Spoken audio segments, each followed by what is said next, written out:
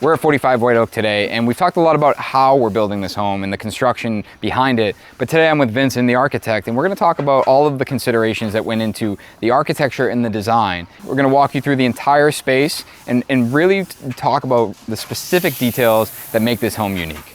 You know, where we're standing now is a land bridge at the entry, and this will be planted, this long planter that spans over the driveway. And so, you know, we don't have like a white picket fence to block the neighbors, for example, but we're gonna have landscaping here that will, you know, produce a landscaped green edge, which when you're, you know, looking out of the home at this elevation, create a sense of privacy and block the neighbors. But that land bridge, this outdoor space, the first foyer that you enter, instead of overhang on the building kind of opened up and receives you. The space behind us is a dining room, a kind of trope in a lot of homes of this scale is that you'll enter into a kind of generous foyer that's largely empty. It might have a fancy stair, yeah, occasionally it gets a Christmas tree, but it's kind of unprogrammed space that's somehow trying to say something about position in the world. Right. This home takes a totally different approach. Sure. You enter through this sort of gesture where the building receives you, and then turn, even though you can see all the way through the building,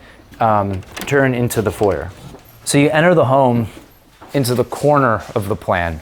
You're confronted with three different sequences. So this is a kind of inner foyer, and beyond me is a mudroom, which is the kind of most private space of that entry. Here is a gallery that's slightly more formal, but passes through to the kitchen. And then the third path would be into the dining room in triple height space. You could imagine if you're entertaining, you might go through the gallery, or if you're really trying to impress somebody, you're going right to the dining room and the Oculus, or you know, if it's your home, the most private space, entering into the mudroom.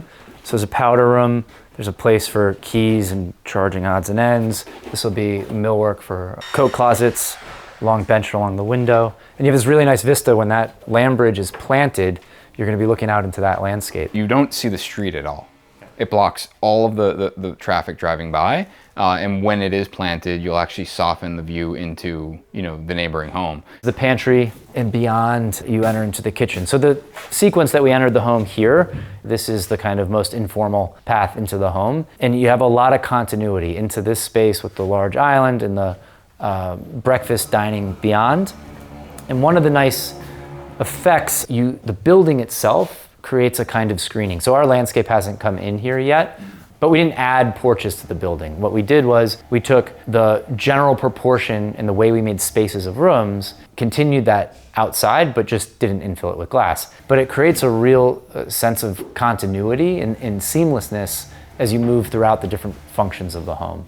You know, as you pass through that mudroom into the pantry, we have appliances in there, we have a sink in there, you kind of have that dry goods storage. One of the things I love about it is we've actually manufactured pivot doors that can further compress that space and separate it from this space. One of the things that you'll notice is obviously the wood-clad ceilings in the two largest interior spaces on the first floor. The home is very elemental in the materials and finishes. They're used consistently throughout. Right. But then, you know, these spaces are given a different status by having that kind of ceiling. It also, technically, we're getting an impression of a taller ceiling because we wrapped the beams. And also there's some acoustic baffling from this. You know, right now the lights haven't been clamped, so we won't get this scalloping once they're adjusted properly, but it'll also hide all the other utility that's up there, like the smoke detectors and the ERV grills, and it's actually all beautifully detailed in. At every level, that was kind of considered how you could resolve the functional parts of the building that you use and see, but you're not always touching. Like, for example, the shade pockets. These don't have the shades in there yet, but when they're stacked, when those Roman shades are completely retracted, you'll just get this pillow of linen against the ceiling, and it further softens it. I think material usage is one of the most important things in a home like this, because this is not a big white box. This is not a space that requires any further resolution beyond furnishings. The typical single-family development like this will white box it.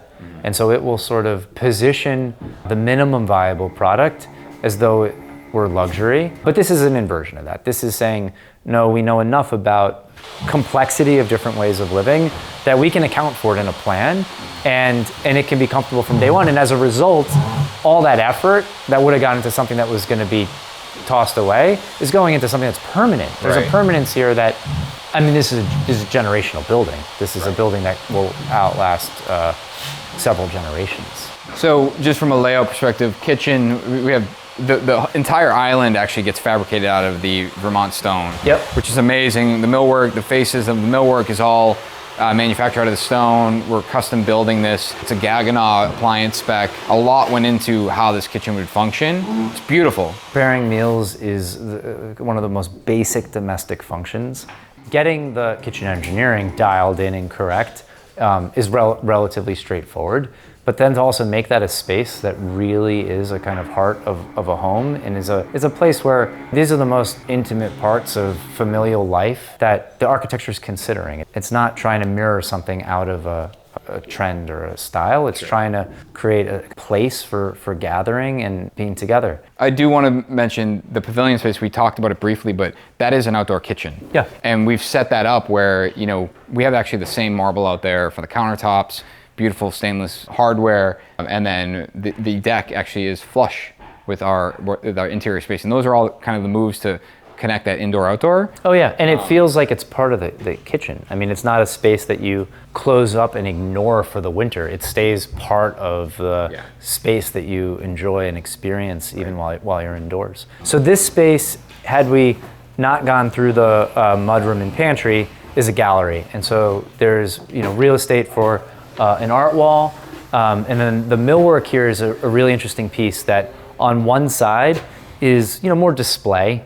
And this is white oak. This is all white oak. Stainless steel on this countertop. Side. Yep, it's the Vero metal countertop on this. It has an interesting feature, which is a guillotine door in the middle. So when this is closed, this is one experience. But in a situation where you might be entertaining or throwing a get-together or a big dinner, you can open that guillotine and use this as a buffet. Right. So it becomes on that side the sideboard, and on this side is part of the gallery function. And then on that side, we actually have a bifold door that closes that. Right, so you can conceal this again. You designed specifically for a range that is really, really about considering people. I think this is an architecture about a kind of generosity. Yeah. Because it takes a lot of energy to do that. I mean, Right. obviously, everyone involved in this, from design to construction, that generosity is manifest in energy thinking through all this. Right. But the doors that you're talking about close this entirely. Right. So in a scenario where you're having more of a formal dinner, or you don't want to be bothered by the back of house, or that buffet is just wrecked from a big party, you close all that up. And We'll deal with that in the morning. you deal with that tomorrow, It's like, exactly. put the wine glasses on the counter, we're going to bed. Yep. In the third path, you're coming home and you don't have that traditional empty kind of foyer, but you have this space. 90% of the time, people are going to walk through that door and they're going to want to whip around. Oh yeah. And look up, because Right. it's so unexpected when you're walking into a space like this. I love the metaphor almost now that it's like bark, like we're white oak on the inside and that's the bark on the exterior. That's a great way to But put it, yeah. the bark, the cladding comes inside. Of course, the rain stops at the skylight all the way at the top. But this is Despite not looking like there's glass up there, there's glass. There's glass up there, yeah. And this is the dining space. This is not, what you would typically see as this foyer that might have a Christmas tree or a table with a plant. This is where you dine. Yeah. There's memories here. There's board games at night. And you're There's constantly family dinner. moving through this space. So the stairs to the private part of the home above are the backdrop for the dining room. Right. So Kids are doing their homework at the table. Yeah, exactly. It's where so much happens. Fixed window here, but then we have, an additional connection to the outside. Yeah, so all the walls along the first floor have large lift slides out to the rear of the building, and really, really good cross ventilation.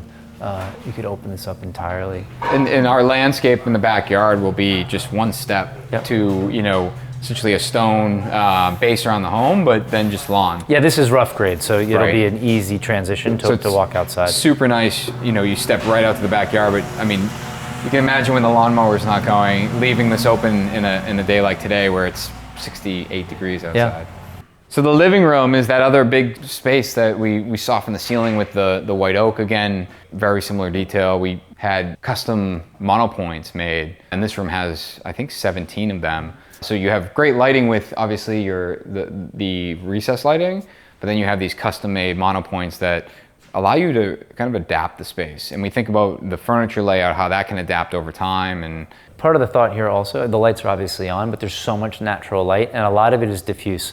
So on this side of the home, you're gonna let a little bit of direct sunlight in, but it's into the circulation space of the home along this edge. So the main seating arrangement or where the TV might be, where you'd be concerned about glare, or even the fireplace hearth, are in a location on the plan that won't be receiving that harsh direct light as frequently. So you can really live here, without running those lights, and it's a very neutral kind of indirect experience of the environment, which is gorgeous.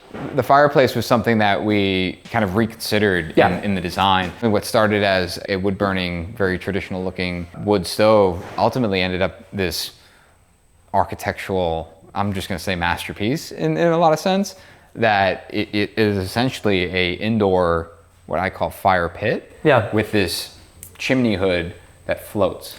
So Focus Creations, it's been really fun to work with over the years. And on this particular project, initially we thought it'd be nice to contrast this modern architecture and new construction with more traditional found wood burning stove. But the more time we spent in this space, we realized holding this corner and pulling it off of the wall really creates an environment where, you feel like you could be in a ski chalet or something, and you're together around that fire pit. Should we head upstairs? Yes. Almost the entire home is going to be this raw, natural plaster, no paint. Just lends itself into that world of allowing materials to be materials. The kind of variation in finish after these are waxed, it just makes the home incredibly dynamic.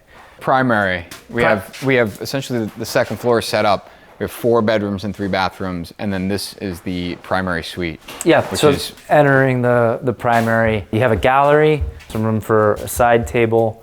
So one of my favorite rooms. The quarry. The blue marble quarry. Yeah. The real inspiration for this was the relationship to the Oculus. And so the idea that, you look up and you see the sky and you see the clouds, and here, one of my favorite vignettes is like above the vanity in the mirror, you'll see the reflection of the blue marble behind you as if you're, getting ready in the morning in the clouds. And so this is essentially a wet room. Yeah. We have beautiful, huge soaking tub, Vola Danish plumbing fixtures throughout the entire home.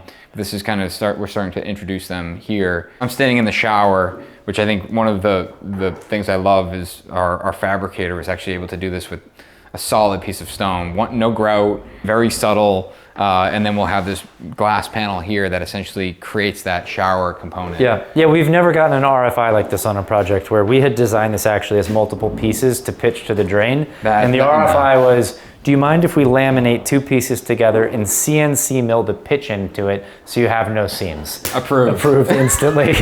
One of the other kind of architectural lessons here, which might seem simple, but in general, wherever there's a hallway, it's another functional space. So offsetting the width here, so you have room for a sideboard, or you can leave keys or books or notes or artwork.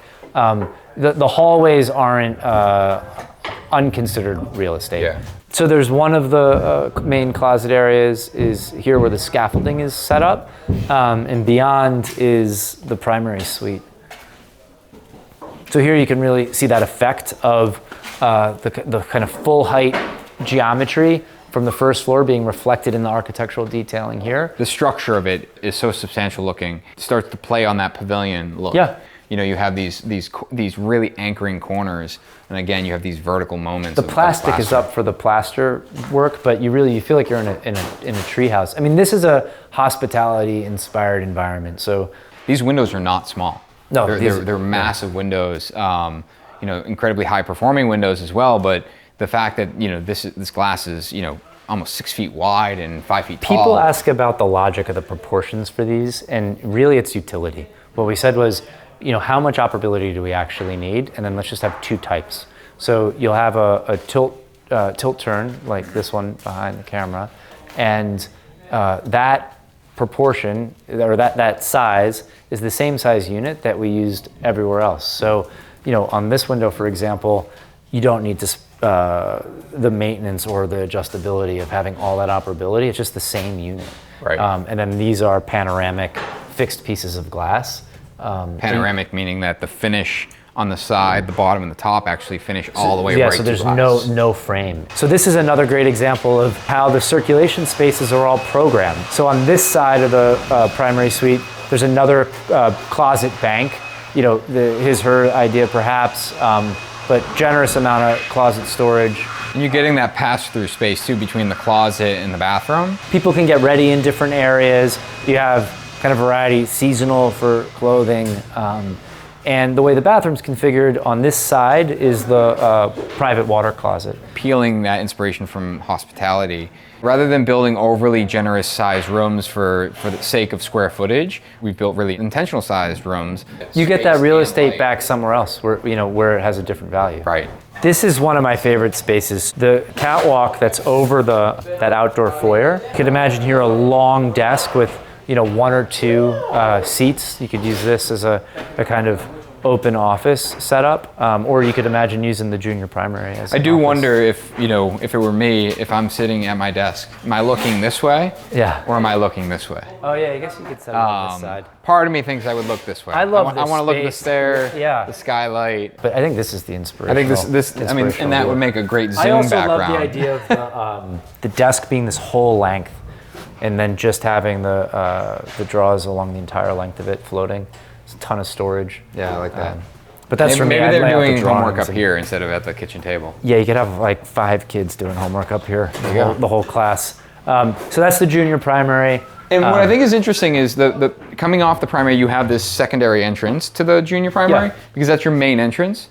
But the door is detailed in a way where it's closed. If it is closed, it can kind of remain as not a door. Yeah, maybe this makes sense as a young nursery or something, and there's that variety of functionality went into considering those details. Right, but doesn't have to function that way, which I think is important to know. Yeah, there's a tremendous range of use in all the specific considerations. One of my favorite details here in the junior primary is dealing with the bathroom here. So there's 2 full height pivot doors. This can be concealed and totally hidden, or when they lay open, you get this incredible view. And the way we're achieving that over the vanity is the medicine cabinets are tucked into the wall. So here's a mock-up of it, but you be able to pull the medicine cabinets out and then open the mirror on them and use the bathroom that way. These doors realistically will probably always remain open. You capture not only the square footage of the bathroom into this space,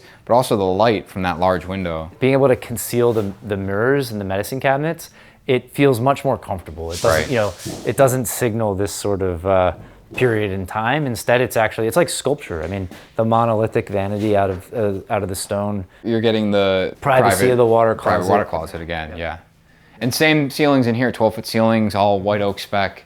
And then these 2 next bedrooms, this is really set up similar to a Jack and Jill. Yep. So you essentially have mirroring bedrooms on either side of what is essentially the bathroom space here. Mm-hmm. You have the private water closet, you have a private shower, and then you flip the vanity from the exterior wall to the interior. Yeah. And you have this kind of centerpiece where everything can kind of function, where if you do have 2 kids, they can essentially be utilizing the bathroom at the same time.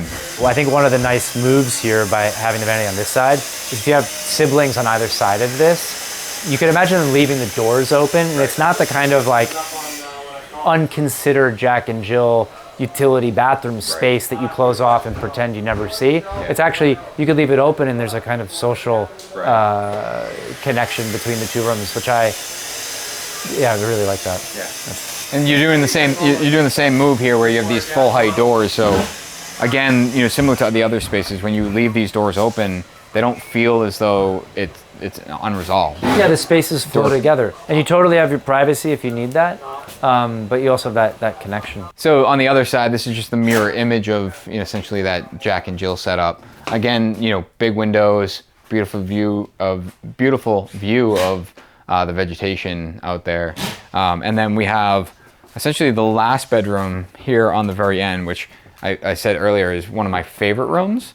And really because... This is a treehouse. Yeah, this is, you're looking back at the home and you can imagine your bed is on this wall. And this is a great peek at the geometry of the home. You get to see the pavilion for the outdoor living space down into the living room. This is like another junior primary in a way, because Right. you're at that end of that wing, and It's set up very similar. It's a little smaller. The doors that open 180 degrees and a shower with a large window in it. Again, you have the private water closet, and then, you know, white oak and marble vanity in there. you know, when these lay flat entirely open, it almost doubles the impression of how large this room feels, and it has the same kind of picture window above, instead of above the vanity, in this case it's above the shower, looking up to the canopy of the trees. I mean, really the view is this one, where you see the canopy of the woods over the creek, and in the foreground, in the midground. We walked through the first floor and second floor. The basement, we actually were able to tuck additional living space down there, and it's currently unfinished in kind of a construction zone. There's a large mudroom, another large bathroom down there. You could, wash the dogs off in it. There's a media room. You have this full bathroom down there that, exactly what you said, you bring in the dog, you're able to get Dog right wash. into that bathroom. The additional living space is huge. Really depends on who lives here. If it's a gym, if it's a movie room, if Sauna, wine cellar. We talked about effects of having a land bridge at the entry for privacy and circulation. The other nice feature there is it increases the amount of covered parking that you have. So there's the large garage, but under that land bridge, you essentially, it's not a porte cochere, but you could fit another couple of cars there. And if you're interested in touring the property, you can actually do that on the website by clicking the link at the bottom of the page, schedule a private tour. I'd be happy to show you the home in person.